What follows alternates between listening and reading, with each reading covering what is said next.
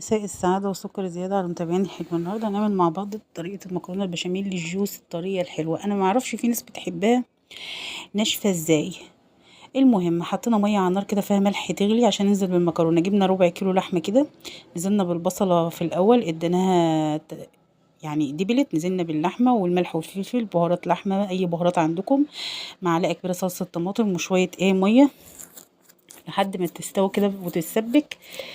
هنا نزلنا بكيس مكرونه قلم كده يستوى معانا في الميه والملح. هنعمل بقى البشاميل اللي معانا معلقتين كبار سمنه و5 معالق كبار دقيق. هنحمص الدقيق في السمنه لحد ما ريحته تطلع، وننزل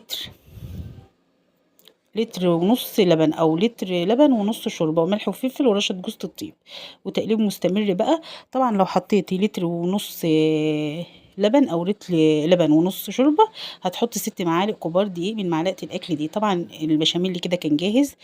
دهنا الصينيه سمنه وحطينا طبقه بشاميل، وهنحط على المكرونه معلقتين كبار صلصه وبشاميل اللي بتبقى لونها تحفه. ننزل بطبقه مكرونه وطبقه اللحمه المعصجه وعليها بشاميل وطبقه المكرونه طبقه البشاميل، ودخلها الفرن بقى على درجة ربع ساعة من تحت، وبعدين تفتحي الشواية تحمرها من فوق. بس انا طبعا ما كنتش عملتها عشان كنا بنحب ناكلها سخنة، يعني ما كانش وقتها. واشوفكم في فيديو جديد، وباي باي.